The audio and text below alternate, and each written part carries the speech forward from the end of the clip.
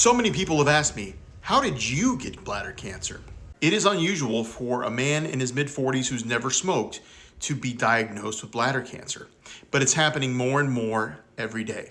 Like anyone with a chronic disease, I have Monday morning quarterbacked myself to death trying to think of what has caused my bladder cancer.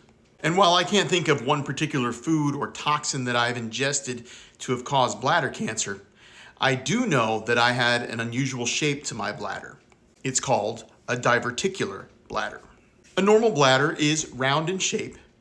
The urethra is toward the bottom, which is where urine exits the bladder, and up above there are two ureters, and those carry urine from the kidneys down to the bladder. A person with a diverticular bladder has a growth, a diverticulum, an outpouching on their bladder. And while my doctors and I don't know what food or toxin I've ingested to cause my bladder cancer, we do know that this diverticulum is where the bladder cancer was growing, and was likely growing there because it was an area of the bladder that was not surrounded by muscle tissue, and therefore when I would void, it would not empty completely of urine. And so urine sat in this diverticulum and likely became toxic and caused cancer cells to grow. So the one thing my doctors and I knew is that this diverticulum had to go.